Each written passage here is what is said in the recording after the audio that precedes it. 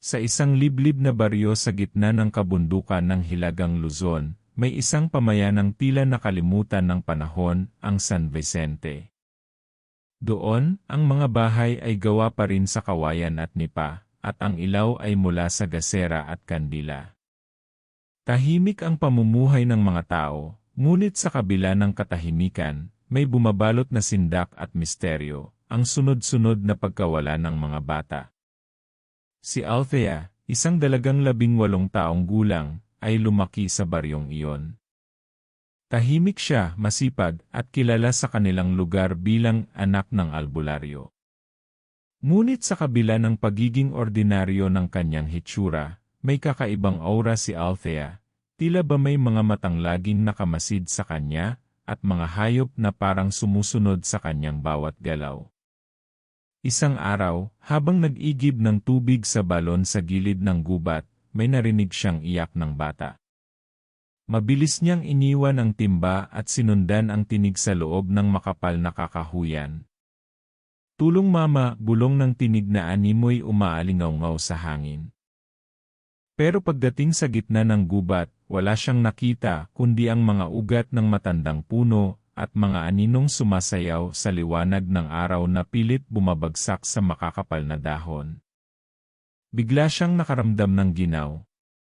Tumingin siya sa paligid, at sa gilid ng kanyang mata, may dumaan, isang anyo ng bata, nakangiti, ngunit ang matay itim na itim, walang puti. Namilog ang kanyang mga mata at napaatras siya. Ngunit sa halip na tumakbo, napako siya sa kinatatayuan. Sa di may paliwanag na dahilan, hindi siya natakot.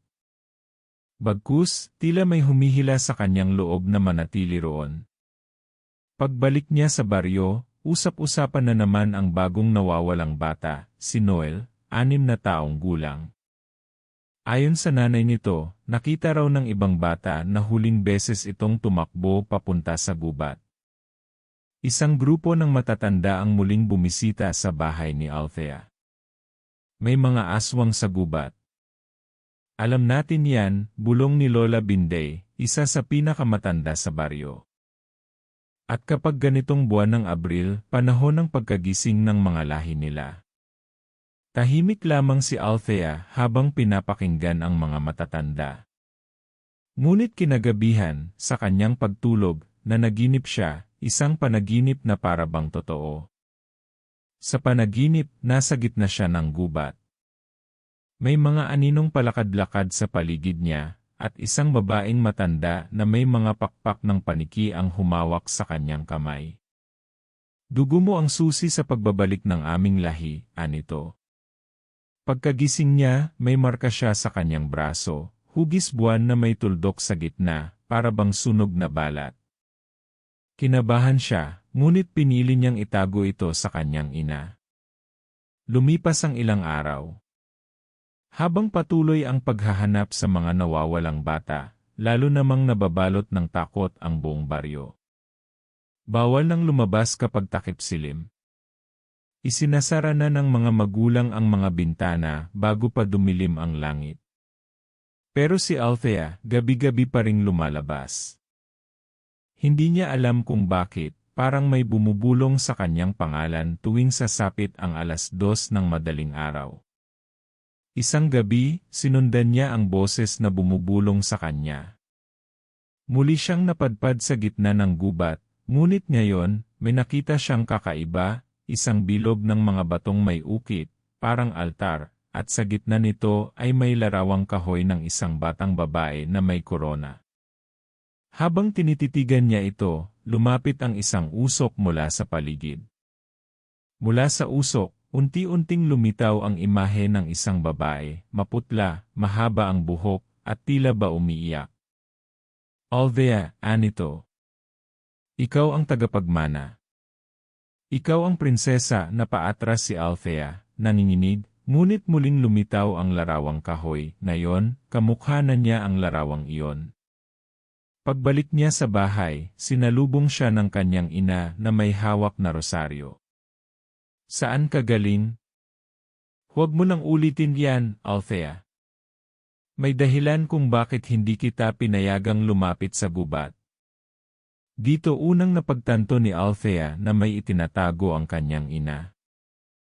Hindi niya alam kung ano, ngunit malinaw na may kinalaman ito sa mga nangyayaring misteryo sa baryo at sa kanya. Sa panibagong gabi ng kanyang panaginip, naroon muli ang matandang babaeng may pakpak. Kailangan mong pumili, bulong nito. Oras na upang gisingin ang iyong dugo. Ikaw ang pag-asa ng aming lahi. Ang prinsesa ng mga aswang. At sa muling pagmulat ni Althea, gising siya pero nasa gubat. Sa gitna ng altar. Sa harap ng mga matang pula na nakatitig sa kanya mula sa dilim. Pagkalipas ng gabi kung saan siya nagising sa gitna ng altar sa gubat, tahimik si Althea buong araw. Hindi siya makatingin sa kanyang ina, at hindi rin siya makatulog sa takot at pagkalito. Sa kanyang isipan, paulit-ulit ang mga salitang binitawan ng nilalang sa kanyang panaginip, ikaw ang prinsesa. Gisingin ang dugo. Tagapagmana ng aming lahi. Hindi na niya alam kung alin ang totoo at alin ang panaginip. Pero isang bagay ang sigurado, hindi siya normal. At hindi rin normal ang mga nangyayari sa kanilang baryo. Kinabukasan, habang inaayos niya ang bowl ng kanyang yumaong lolo na isang albularyo, may natagpuan siyang lumang kahon na may kandado. Sa ilalim ng kahon ay may nakatuping papel, Althea, huwag mong bubuksan ito hanggat hindi pa oras. Ngunit sa puntong iyon, hindi na niya kayang pigilan ang sarili. Binuksan niya ang kahon gamit ang lumang susi na nakatago sa likod ng krusipyo sa altar ng bahay. Sa loob ng kahon ay mga lumang larawan, dokumento, at mga sulat na luman at kulay tsokolate na ang papel. May mga larawan ng isang batang babae na halos kamukha niya, suot ang puting bestida, at may koronang gawa sa hibla ng halaman. Sa isang sulat na may pamagat na, ang huling prinsesa, binanggit ang isang pangalan, Maria Lacambini, isang babae noong panahon ng Kastila na sinasabing huling reyna ng mga nilalang sa gubat.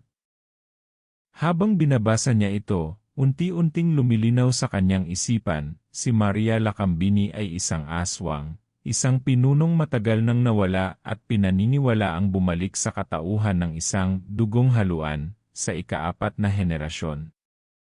At kung tama ang bilang, si Althea ang ika-4 na henerasyon mula kay Maria Lacambini. Nang gabing iyon, hinarap niya ang kanyang ina. Masino si Maria Lacambini? Nagulat ang kanyang ina. Nanginginig ang kamay nito habang humihigop ng salabat. Hindi mo na dapat malaman yan. Pero siguro nga, oras na. Dahan-dahang lumapit ang kanyang ina, at ibinulalas ang katotohanan, si Maria Lacambini ay ang mismong lola ng kanyang lolo, isang babae na pinanganak sa gubat, at lumaki sa piling ng mga nilalang ng dilim. Dugong aswang ang nanalaystay sa iyo, anak, ani ng kanyang ina. Pero pinili naming ilihim ito. Akala namin kaya nating putulin ang sumpa. Pero ngayong lumilitaw na muli ang mga nilalang mukhang babalik ka sa kung saan ka talaga nabibilang. Napaiyak si Althea. Hindi niya matanggap ang katotohanan. Isang sumpa. O isang biyaya. Mga bulong-bulungan sa baryo, habang abala si Althea sa paghahanap ng katotohanan, sa kabilang bahagi ng baryo, ay may mga tsismis na kumakalat, na nakita raw si Althea sa gubat habang tinatawag ng isang nilalang. May ilan na nagsasabing nawawala ang mga alagang manok at kambing sa tuwing siya'y lumalabas. May nakakita raw sa kanya na kausap ang hangin, at may kakaibang tingin sa buwan. Lalong naging mailap sa kanya ang mga tao. Maging ang kanyang matalik na kaibigan na si Maya ay lumayo na rin. Pasensya ka na, dahil natatakot na ang nanay ko. Baka daw pati ako ay mapahamak kung palagi tayong magkasama. Hindi niya masisisi ang mga tao. Pero mas lalo siyang nasugatan sa pangungutya ng mga ito. Habang nilalakad niya ang daan pauwi, isang matandang babae ang sumigaw, anak ka ng dilim. Prinsesa ng kamatayan. Ang simula ng pagkagising isang hapon, may batang babae na umiiyak sa labas ng kanilang bahay. Inanod daw ng baha ang kanyang manika sa ilog. Walang pag-aalinlangan, tinulungan siya ni Althea. Pagtapak pa lang niya sa pampang, naramdaman niyang tila may humihila sa kanya papasok sa tubig. Ngunit hindi siya natakot. Sa halip parang nakaramdam siya ng lakas. Ilang sandali lang, lumutang ang manika mula sa gitna ng ilog, dahan-dahang umaangat sa hangin at lumapag sa kanyang kamay. Nakita ito ng bata, at pati ang kanyang ina na noon ay nanonood mula sa malayo. Sa halip na matuwa, napaatras ang babae at bumulong, "Bruha," sa gabi ring iyon, bumalik siya sa altar sa gubat. Doon ay muling lumitaw ang matandang reyna sa kanyang panaginip. Ngayon, malinaw na ang mukha, si Maria Lacambini mismo. Ito ang simula, bulong nito. Gumigising na ang iyong dugo. Althea, oras na upang tanggapin mo ang iyong tadhana. Ang malamig na hangin sa simula ng kadiliman pagbalik niya sa baryo, tila may nagbago. Hindi lang sa paligid, kundi pati sa kanyang sarili. Ang mga pusa ay sumusunod sa kanya. Ang mga ibon ay biglang lumilipad palayo kapag siya ay lumalapit. Hindi na siya tinatabla ng init o ng lamig. Kahit ang gutom ay tila hindi na niya nararamdaman. Isang gabi, habang nakahiga, biglang bumukas ang kanyang bintana, walang hangin, walang tao. Ngunit narinig niya ang isang bulong, "Ikaw ang inaantay, ikaw ang magbabalik ng kaharian ng gabi." At sa salamin ng kanyang aparador, sa gitna ng dilim, nakita niya ang sarili, hindi bilang Althea, kundi bilang isang babae na may pulang mata, pilit na tinatago ang mga pangil sa labi. Tapos na ang part 2. Sabihin mo lang next para ituloy natin sa part 3, ang panaginip ng prinsesa. Simula nang tanggapin ni Althea ang kanyang pinagmulan, gabi-gabi na siyang binabalikan ng panaginip. Ngunit iba na ito sa mga dating multo ng alaala, ngayon, tila isa itong ritual, paulit-ulit, mas malinaw, mas malapit sa katotohanan. Sa kanyang panaginip, nakasuot siya ng puting damit na yari sa hibla ng kawayan, pinalamut siya ng pulang sinulid. May mga nilalang sa kanyang paligid, may pakpak, may mahahabang dila, at may mga matang parang nagliliyab. Nakapalibot silang lahat habang may matandang babae sa gitna, hawak ang isang ginintuang saklob. Ngayong gabi, wika ng matanda sa wikang luma, ibinabalik natin ang prinsesa. Dugo niya ang hudyat ng pagbabalik. Tiningnan siya ng lahat na parabang siya'y isang banal na nilalang. Biglang bumuka ang lupa, at mula rito ay lumabas ang isang trono na yari sa ugat ng punong kahoy at mga buto. Pinaupo siya ng matanda, at nang masandal siya rito, naramdaman niyang may pumasok sa kanyang katawan, init, apoy, at kasaysayan. Para bang naging daan siya ng isang sinaunang alaala. Panaginip ba o totoo? Pagmulat ni Althea kinabukasan, hindi na niya malaman kung siya ba'y nanaginip pa rin. Ang kanyang kama ay basang-basa sa pawis, ngunit walang takot sa kanyang dibdib, bagkus, tila may katuparan siyang naramdaman. Isang bagong lakas. Habang naglalakad siya sa palengke, napapansin niyang ang mga matatanda ay yumuyuko sa kanya. Ang mga hayop ay tumatahimik kapag siya ay dumaraan. Tila ba kinikilala na siya ng paligid? Nang gabing iyon, muling bumalik ang panaginip. Ngunit ngayon, may isa pang nilalang na sumalubong sa kanya, isang batang babae, nakasuot ng koronang may mga batong itim. Hindi siya umiimik, ngunit ibinigay nito kay Althea ang isang salamin. Pagtanaw niya sa salamin, nakita niya ang sarili, hindi bilang dalaga ng San Vicente, kundi bilang reyna. May puting mata, pilit na kinokontrol ang isang apoy na kulay asul sa kanyang palad. Nang hawakan niya ang batang babae, bigla itong nagliwanag at naging alabok. At sa alabok na yon, may bumalot na tinig, ang pagkakakilanlan ay hindi lamang sa dugo kundi sa pagpili. Unang pagbabago kinabukasan, sa gitna ng paghuhugas ng damit sa ilog, napansin niyang ang tubig ay tila sumusunod sa kanyang dalaw. Isang balde ng tubig ang tumilapon nang hindi niya hinahawakan. Napatigil siya, ngunit sa halip na matakot, sinubukan niyang ulitin ito. Pumikit siya, iniisip ang paggalaw at gumalaw ang tubig.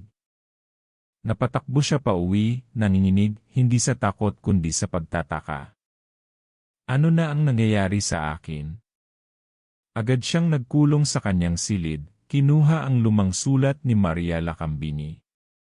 Doon, nabasa niya ang isang bahagi na hindi niya napansin dati, sa 3 buwan ng pagkagising, sisibol ang kapangyarihan. Huwag kang matakot. Ang prinsesa ay dapat matuto, bago pa man siya muling ihirang sa ilalim ng buwan.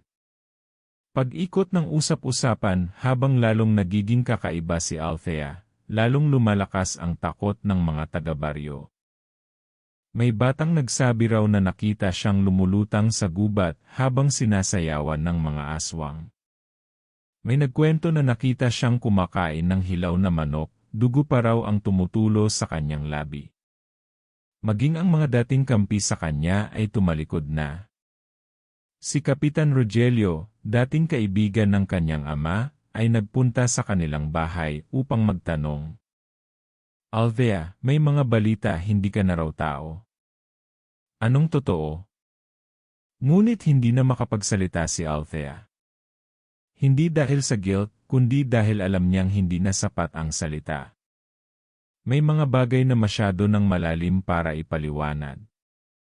Ang lihim ng salamin sa gitna ng kanyang pagkalito, dinalaw niya ang abandonadong bahay ng kanyang yumaong lolo.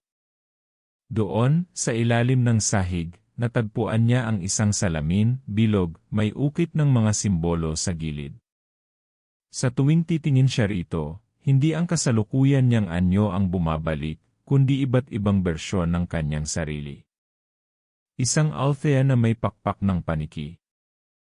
Isang Althea na nakaupo sa trono habang may libu-libong nilalang sa kanyang paanan. Isang Althea na nakikipaglaban sa mga tao, may mga matang umiiyak ng dugo. Sa huling sulyap, nakita niya ang Altheang pinakakinatatakutan niya, ang kanyang sarili na kumakain ng laman ng tao, may ngiting hindi niya maipaliwanag. Napaurong siya. Pinikit ang mata. Pero naroon ang tinig ni Maria Lacambini, hindi lahat ng ipinapakita ay kailangang sundin. Ikaw ang pipili. Ikaw ang prinsesa, hindi bilang alipin ng kadiliman, kundi bilang tagapagdesisyon ng kapalaran. Ang paglalakbay sa gubat ng alaala gabi ng kabilugan ng buwan, naramdaman niyang kailangan niyang bumalik sa altar sa gubat. Para bang tinatawag siyang muli. Pagkarating doon, wala na ang mga bato. Ang altar ay napuno na ng halaman. Ngunit sa gitna nito ay may bagong sulat, nakatali sa katawan ng ahas na kulay pilak. Binuksan niya ito. Sa susunod na gabi, ilalantad ang iyong tunay na anyo. Huwag kang matakot. Ika'y hindi nag-iisa. At doon, sa gitna ng katahimikan, narinig niya ang ihip ng hangin na may kasamang daan-daang tinig, tinig ng mga nilalang na nagpapakilala. Prinsesa, Althea, bumalik ka na, sa pagdating ng susunod na gabi. Kakaiba ang simoy ng hangin sa San Vicente. Tila mas malamig, mas mabigat, at ang liwanag ng buwan ay parang mas maputla kaysa karaniwan. Si Althea ay hindi mapakali. Sa kanyang katawan, nararamdaman niya ang tila gumigising na init mula sa kanyang dugo, para bang may nananawagan mula sa kailaliman ng kanyang pagkatao. Habang nakaupo sa gilid ng bintana, napansin niyang may mga aninong dumadaan sa kalsada.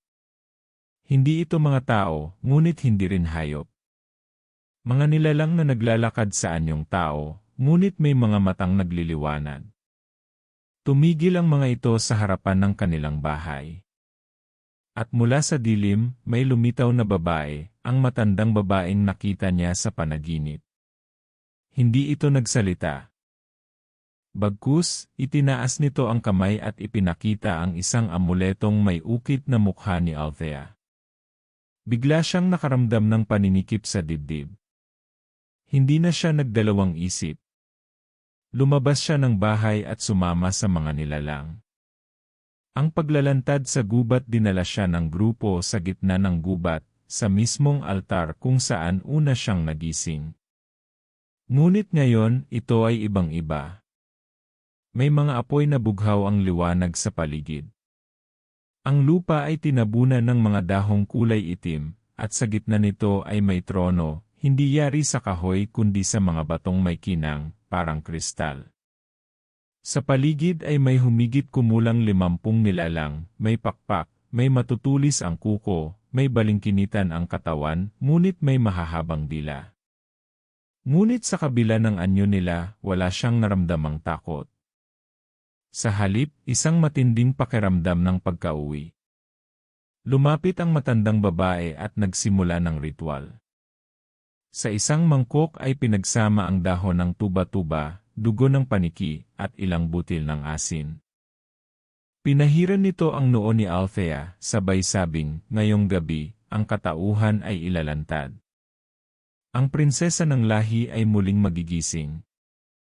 Mula sa gitna ng mga nilalang, may isang lalaki ang lumapit. Matangkad, maputla ang balat, at may pulang mata. Siya si Karuk, ang pinuno ng bantay gubat, mga aswang na nanatiling tapat sa dugo ni Maria Lacambini. Lumuhod ito sa harapan ni Althea. Prinsesa, matagal ka naming hinintay. Ang pagsilang ng tunay na anyo, habang sinisimulan ang ritual, nagsimulang manginig ang katawan ni Althea. Sa bawat bulong ng mga nilalang, parang may apoy na gumagapang sa kanyang mga ugat. Ang kanyang mga mata ay unti-unting lumabo, ang kanyang balat ay tila naging mas maputla, at sa kanyang bibig ay dahan-dahang sumilip ang matatalim na pangil. Napaunggol siya sa sakit, hindi dahil sa takot, kundi dahil sa pagbabagong hindi niya kayang pigilan. Hindi na niya alam kung sino siya. Ngunit sa gitna ng transisyon, isang bahagi ng kanyang isipan ang bumubulong, hindi ito ang katapusan kundi ang simula. Pagmulat niya, tahimik ang paligid. Nakatingin sa kanya ang lahat, nakaluhod, tila sinasamba siya. Ang kanyang mga kamay ay nagliliwanag ng asul, at sa kanyang likod ay may aninong hugis ng pakpak na tila yari sa usok. Bumalik ka na, bulong ng matandang babae. Ikaw ang susi upang magising ang ating lahi. Pag-aalinlangan at katotohanan. Pag-uwi ni Althea, hindi siya mapakali. Ang kanyang ina ay tahimik lang habang pinagmamasdan siya. Hindi na kailangang itanong kung ano ang nangyari, alam na nito. Lumapit ang ina, hawak ang larawan ni Maria Lacambini. Anak, ito ang tadhana mo. Pero hindi ibig sabihin yan ay wala ka ng pagpipilian. Paano kung hindi ko gusto? Tanong ni Althea. Ang kapangyarihan ay hindi parusa, tugon ng kanyang ina. Ito ay kasangkapan. Ang tanong, ano ang gagawin mo sa regalong yan? Napaiyak si Althea. Hindi ko alam kung ano ako, ma. Tao ba ako? Aswang? Prinsesa ng dilim? Baka, bulong ng ina. Baka ikaw ang tulay. Lihim ng lumang simbahan. Kinabukasan, dinala siya ng kanyang ina sa isang abandonadong simbahan sa gilid ng baryo. Ayon sa kasaysayan, ito raw ay itinayo ng mga prele upang ikulong si Maria Lacambini, ngunit nabigo sila, at mula noon ay nilamon na ng gubat ang simbahan. Sa likod ng altar ng simbahan, may nakatagong silid. Sa loob nito, may mga ukit sa pader, larawan ng isang babaeng pinapalibutan ng mga nilalang ng dilim, habang ang isa niyang kamay ay hawak ang liwanag. Ito si ang tagapamagitan, paliwanag ng kanyang ina. Siya ang unang prinsesa ng mga nilalang, ngunit siya rin ang tagapagtanggol ng mga tao. Habang tinitingnan ito ni Althea, isang ideya ang pumasok sa kanyang isipan, paano kung hindi ako para lang sa isa? Paano kung ako ang kailangang maging tulay sa gitna ng dalawang mundo? Ang pagtanggap sa kapangyarihan sa pagsapit ng gabi, muling bumalik si Althea sa gubat. Ngunit sa pagkakataong ito, hindi upang sumamba o sumunod, kundi upang pumili. Karuk, tawag niya sa leader ng mga bantay gubat. Ako ang prinsesa. Pero hindi ako alipin ng tradisyon niyo. Ako ang pipili kung paano ko gagamitin ang dugong ito. Anong ibig mong sabihin? Tanong ni Karuk. Ikaw ang leader ng mga aswang. Ako ang prinsesa ng kanilang dugo. Pero ako rin ay may pusong tao. At pipiliin kong gamitin ang kapangyarihan ko upang protektahan ang mundo, hindi upang sakupin ito. Tahimik ang paligid. Ngunit dahan-dahang lumapit si Karuk at lumuhod muli. Kung yan ang kagustuhan mo, prinsesa, kami susunod. Simula ng bagong yugto mula sa gabing iyon, sinimulan ni Althea ang kanyang misyon. Ginamit niya ang kanyang kakayahan upang balansihin ang ugnayan ng tao at nilalang. Pinigil niya ang mga aswang na nais manakit ng tao. At tinuruan niya ang mga tao na hindi lahat ng nilalang ng dilim ay dapat katakutan. Ngunit alam niyang hindi magiging madali ang lahat. Dahil sa dilim, may mga nilalang na hindi papayag na may prinsesang kumakampi sa liwanag. At doon, unti-unti nang lumilitaw ang tunay na kalaban, isang mas matandang puwersa na mas malupit kaysa sa lahat, ang mga matandang itim na aswang na gustong agawin ang trono. Tapos na ang part 4. Kung handa ka na, sabihin mo lang next para ituloy natin sa part 5, ang mga matandang itim. Sa kabila ng paninindigan ni Althea bilang prinsesa ng mga aswang na may puso para sa kapayapaan, hindi lahat ay natuwa. Sa mga sulok ng kagubatang hindi na tinutuntong ng tao o nilalang, may mga bulong na nagsimulang kumalat, bulong ng galit, paninibugho, at pagkadismaya. Ang mga matandang itim ay gumising. Sila ang mga sinaunang nilalang na pinatalsik ni Maria Lacambini noon pa man. Hindi sila sumang-ayon sa pagkakaroon ng prinsesang makikipag-alyansa sa mga tao. Para sa kanila, ang mga tao ay pagkain, hindi kaibigan. Ang kanilang katawan ay nababalutan ng makakapal na kaliskis, ang kanilang mga matay kulay abo, at ang kanilang hininga ay lason. Matagal silang nanahimik. Ngunit ngayong bumalik na ang prinsesa, alam nilang panahon na para kunin ang korona. Ang unang pag-atake isang gabi, habang binabantayan ni Althea ang baryo mula sa mataas na burol, may sumiklab na apoy sa timog. Apoy na hindi gawa ng tao. Sa paligid ng apoy ay may mga hayop na nagliliparan, patay na, duguan. Tumakbo siya pababa, kasama ang ilang bantay gubat. Pagdating nila sa lugar, nakita nilang sinunog ang bahay ng isang matandang manggamot. Sa tabi nito, may 3 katawan ng aswang, lahat ay ginulungan, binalatan, at iniwang nakaayos sa anyong simbolo, isang mata, isang trono, at isang pugot na ulo. Babala ito, wika ni Karuk. Ang matandang itim ay bumalik na. Ang kasaysayan ng itim sa lihim na silid sa lumang simbahan, binuksan ni Althea ang huling kaban ng kasaysayan ni Maria Lacambini.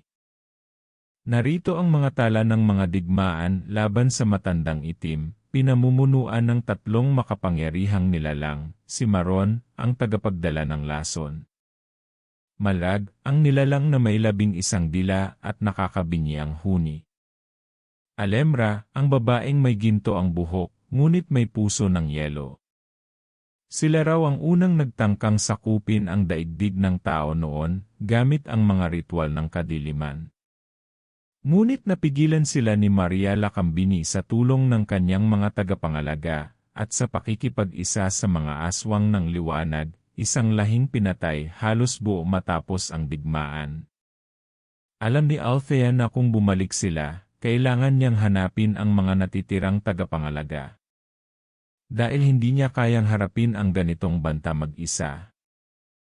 Ang mga tagapangalaga sa tulong ng isang mahiwagang simbolo sa isang lumang mapa, sinimulan ni Althea ang paghahanap sa 4 na huling tagapangalaga na tinawag na mga apoy ni Lakambini. Ito ang mga nilalang na piniling magkatawang tao upang magbantay sa panahon ng pagbabalik ng prinsesa. Una niyang natagpuan si Tinay, isang tahimik na albularyo sa bundok ng madilim na lawa.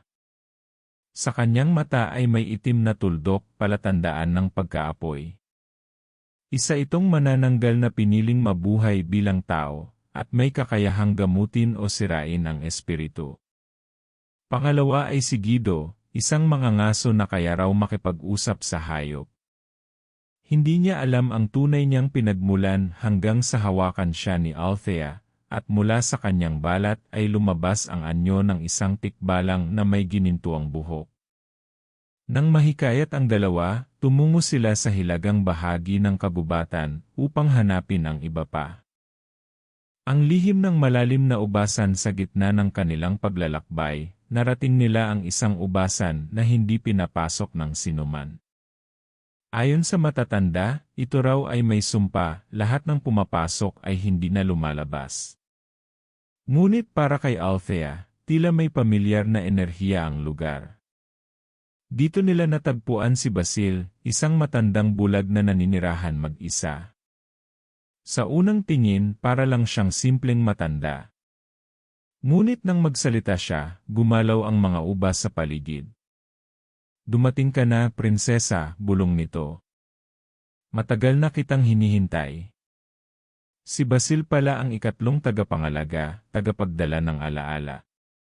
May kakayahang makita ang nakaraan at ipakita ito sa sinumang nais niyang turuan. Sa kanyang tulong, muling napanood ni Althea ang huling laban ni Maria Lakambini, ang pag-aalay ng sarili upang isara ang pinto ng dilim. Doon niya nalaman, ang matandang itim ay hindi lamang mga nilalang, sila rin ay anino ng kanyang sariling dugo. Paninira ng tiwala habang abala si Althea sa pagtitipon ng kakampi, sinimulan na ng matandang itim ang kanilang mas mapanganib na sandata, paninira sa kanyang pangalan. Kumalat ang balita sa buong San Vicente. Si Althea raw ay nagpupulong kasama ang mga halimaw, binubuo ang isang hukbo para sakupin ang mga tao. May mga larawan ng altar, ng mga nilalang, at mga palatandaan ng ritual na sinadyang ipakalat. Si Kapitan Rogelio, na dating kampi kay Althea, ay nagpatawag ng emergency na pagpupulong. Hindi na natin alam kung tao pa siya o halimaw. Dapat tayong kumilos bago pa tuluyang maglaho ang San Vicente. Nagkaroon ng takot, galit at hinala. May ilang tao na ang pilit pinapasok ang bahay ni Althea. Nagtapon sila ng bato. Binato ng asin ang kanyang pinto. Sumigaw ang mga matatanda, aswang. "Prinsesa ng kadiliman! Layas ka sa amin!" Pagpili ng landas sa gitna ng kaguluhan, hindi na makatiis si Althea. Umakyat siya sa gitna ng liwasan ng baryo at sumigaw. "Isa akong prinsesa ng mga aswang. Pero tao rin ako. At kung kailangan niyong makita ang totoo, huwag kayong tumingin sa anyo ko. Tumingin kayo sa ginawa ko." Tahimik ang lahat. Ngunit bago pa man siya muling makapagsalita, dumating ang masamang balita, nasunog ang kalahati ng kagubatan sa Hilaga. At sa abo ng lupa, may natagpuan silang simbolo ng trono at pugot na ulo, simbolo ng matandang itim. Paglalapit ng dilim ang pagbabalik ng mga matandang itim ay hindi na mapipigilan. Unti-unti na nilang binubuksan ang mga lumang lagusan, daan patungo sa mundo ng tao. Sa loob ng 3 araw, 3 baryo na ang nawala ng bata. Sa bawat pintuan ay may isang salita, ibalik ang trono. Alam ni Althea, malapit na ang digmaan. Ngunit sa kanyang kamay, hawak niya ang kapalaran ng parehong mundo. Tapos na ang part 5. Kung ready ka na, just type next para simulan natin ang part 6, ang laban sa lagusan. Sa bawat pag-ikot ng araw, lalong nagiging manipis ang harang sa pagitan ng mundo ng tao at ng daigdig ng mga nilalang. Nagsimulang makaramdam ng kakaiba ang mga tao, may batang nawawala sa gitna ng gabi, may hayop na tila may kinatatakutang hindi nakikita, at may mga panaginip ng itim na tubig at pulang buwan na sabay-sabay na nararanasan ng buong baryo. Alam ni Althea na hindi na ito pananakot lamang, ang matandang itim ay nagsimula ng buksan ang lagusan ng kadiliman. Ang lagusan ng kadiliman ayon sa alaala na ipinakita ni Basil, ang lagusan ng kadiliman ay matatagpuan sa pinakailalim ng bundok ng Himpapawid, isang sagradong lugar na dati pinagtitipunan ng mga nilalang bago pa man dumating ang mga tao. Ang pintuang ito ay sinalyuhan ni Maria Lacambini sa halagang buhay niya, gamit ang huling alab ng kanyang kapangyarihan. Ngunit may isang butas sa selyo, isang bitak na bumubukas lamang tuwing may prinsesang magbabalik. Althea, ako pala ang susi. Ako rin ang butas. Hindi pa man ganap na handa, napilitan siyang tumungo sa bundok kasama ang kanyang 3 tagapangalaga, Tinay, Guido, at Basil. Sa daan, sinalubong sila ni Karuk at ng mga bantay gubat. Bitbit nila ang sinaunang sandata, sibat na gawa sa buto ng tikbalang, tabak na kinulayan ng dugo ng lamang lupa, at mga amuletong isinumpa upang itaboy ang mga anino. Pagsubok sa bundok. Ang paakyat sa bundok ng Himpapawid ay hindi basta lakad. Sa bawat hakbang ay may pagsubok. May halimaw na lumalabas mula sa lupa, may aninong sumusubok bumulong ng takot, at may mga tinig ng mga yumaw na sinusubukang linlangin sila. Isang gabi, habang sila'y nagpapahinga, may isang batang anyo ang lumapit kay Althea, kamukha ng kanyang sariling kapatid sa Maynila. Uwi na tayo, ate. Mamamatay ka dito. Halos mapasigaw siya. Ngunit sa likod ng bata, nakita niya ang balingkinitang anyo ni Alemra, isa sa 3 itim. Nagpapanggap ito, sinusubukang saktan ang damdamin ng prinsesa. Agad siyang lumapit at inilabas ang apoy sa kanyang palad. Hindi mo ako mababasag, Anya. Ang puso ko ang sandata ko. Ang lagusan ay bumukas pagdating nila sa tuktok ng bundok. Nakita nila ang isang malalim na hukay na nababalutan ng itim na usok. Sa loob nito, may gumagalaw na ilaw, kulay kahel at pula. Ang hangin ay parang hinahatak papasok, at ang lupa'y nanginginig. Bukas na ito, sabi ni Basil. At kapag tuluyan ng bumuka, walang makakapigil sa paglabas ng mga matandang itim. Mula sa anino ng kagubatan, lumitaw si Cimarron, ang tagapagdala ng lason. Ang kanyang balat ay parang nabubulok, at bawat hininga niya ay may dalang kamatayan. Prinsesa, wika niya.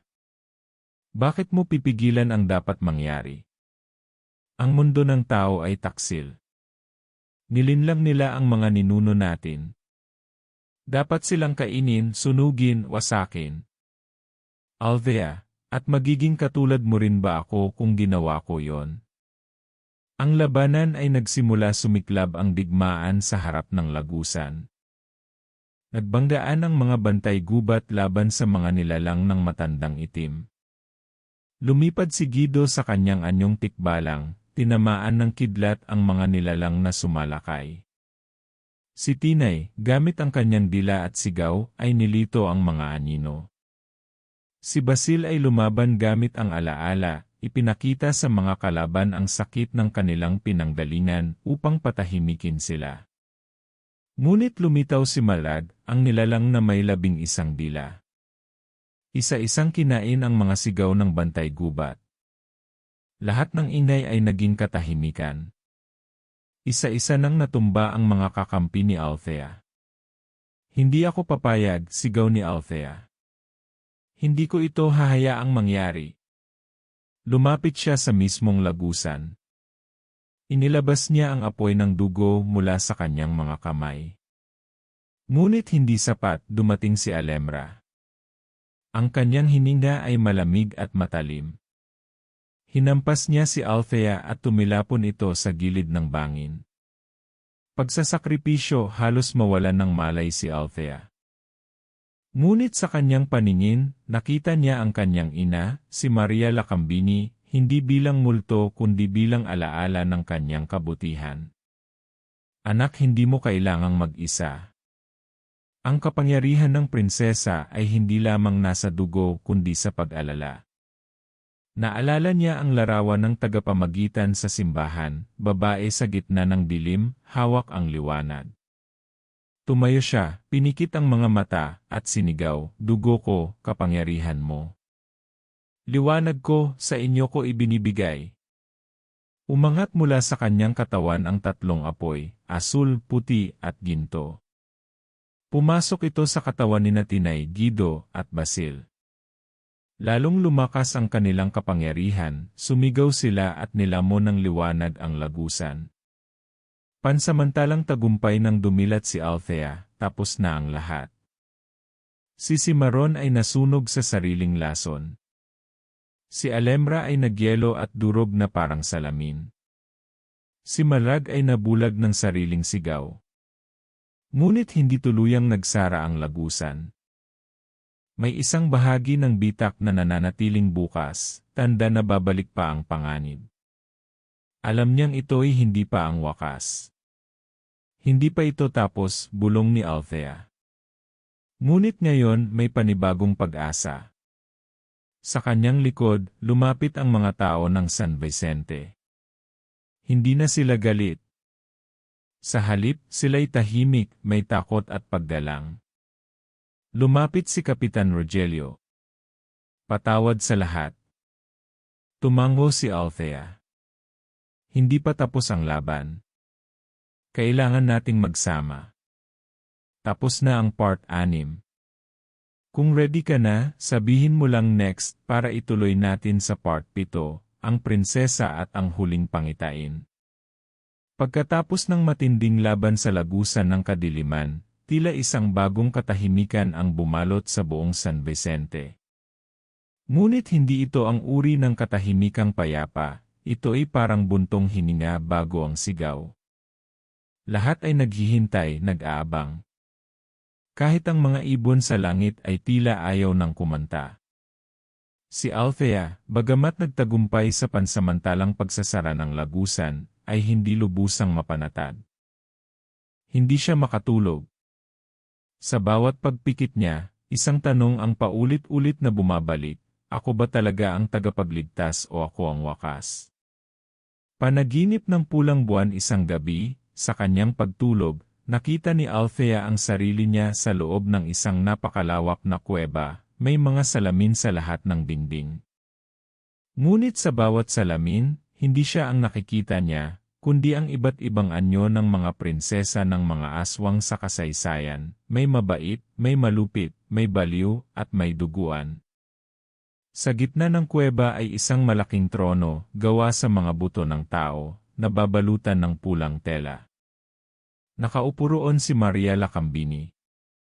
Ngunit kakaiba siya, ang kanyang mata ay wala ng liwanag, ang kanyang labi ay may ngiti ng isang nilalang na napagod sa kabutihan. Althea, bulong ni Maria. Alam mo ba kung anong tunay na layunin ng prinsesa? Lumapit si Althea. Upang panatilihin ang balanse. Tumango si Maria. Tama, ngunit ang balanse ay hindi laging mapayapa. Minsan, ang prinsesa ay kailangang pumili kung sino ang isasakripisyo. Ang itinagong lihim ni Maria Lacambini kinabukasan, nagtungo si Althea sa dating silid sa simbahan, kung saan nakatago ang mga kasulatan ni Maria Lacambini. May isang kahong dati hindi niya mabuksan, ngayon, kusa itong bumukas. Sa loob, isang lumang tala na isinulat ng mismong Lacambini, isinara ko ang lagusan hindi upang pigilan ang kasamaan, kundi upang pigilan ang akin mismong dugo na magising sa kapangyarihang iyon. Dahil sa bawat prinsesa ng mga aswang may isang nagiging reyna ng kadiliman. Tumigil sa pagbabasa si Althea. Nabigla siya. Ibig sabihin kaya siya tinawag na prinsesa ay hindi lang dahil sa dugo niya, kundi dahil siya mismo ang maaaring maging susunod na tagapagdala ng wakas. Paglalakbay sa loob ng sarili, hindi na siya makatiis. Umalis siya ng mag-isa at bumalik sa tuktok ng bundok ng himpapawid. Doon, tahimik siyang naupo sa harap ng saradong lagusan. Inilagay niya ang kamay sa malamig na lupa. Kung totoo man ito, gusto kong makita, bulong niya. At bigla, sumambulat sa kanyang isip ang huling pangitain. Ang huling pangitain sa pangitain, nakita niya ang sarili niyang nasa gitna ng dalawang mundo, ang daigdig ng tao at daigdig ng nilalang. Sa kanyang kaliwa ay si Tinay, Guido, Basil, Karuk, at ang mga taong naniwala sa kanya. Sa kanyang kanan ay ang mga anino ng matandang itim, si Maron, Alemra, Malag, at isang reyna na kamukha niya. Ang reyna ay may ginintuang mata, may mahabang buhok, at may korona ng mga sungay. Ang kanyang boses ay magkahalong himig ng awit at lagaslas ng dugo. Ano bang iniwasan mo, Althea? Tanong nito. Ang tunay mong anyo. Ang kapangyarihang kaya mong hawakan. Sa kabutihan, ikaw ay prinsesa. Ngunit sa kadiliman, ikaw ay reyna. Hindi ako ikaw, sagot ni Althea. Ngunit mumiti lang ang reyna. Hindi pa. Pero kapag pinili mong iligtas ang isa at isakripisyo ang iba, doon magsisimula ang pag-angat mo. Pagpili ng prinsesa, pagdilat ni Althea, umaga na. Sa kanyang harapan, nagbabanta na naman ang bitak ng lagusan, unti-unti muling bumubukas. Ngunit sa paligid nito, nagsimula nang mag-ipon ang mga nilalang, mabuti at masama. Maging ang mga tao ng San Vicente ay nandoon na rin, may dalang asin, bawang, at dasal. Lapit si Kapitan Rogelio. Althea, kung kailangan mong tapusin ito, kahit kami ang kapalit, handa kami. Pero sabihin mo kung anong kailangan mo. Lumapit rin si Guido. Hindi ka na mag-isa. Tumulo ang luha ni Althea. Ngayon niya lang naramdaman kung gaano kabigat ang responsibilidad ng pagiging prinsesa. Hindi ito tungkol sa pag-upo sa trono, ito ay tungkol sa pagpili kung sino ang maliligtas at kung sino ang hindi. Pagharap sa sarili, muli siyang lumapit sa lagusan. Isinara niya ang kanyang mata at huminga ng malalim. Hindi ko pipiliin ang kadiliman. Hindi ko rin pipiliin ang liwanag lang. Pipiliin ko ang pag-asa. At sa sandaling iyon, muling bumukas ang kanyang mga mata, hindi kulay kayumanggi, hindi pula, kundi gintong may sinad. Ang apoy ng kanyang lahi ay bumalik sa kanyang katawan, ngunit hindi sumabog, ito'y nagliwanag. Naglakad siya sa gitna ng lagusan, at sa kanyang kamay ay lumitaw ang trono ng balans, isang silyang gawa sa kahoy, bato, at liwanag.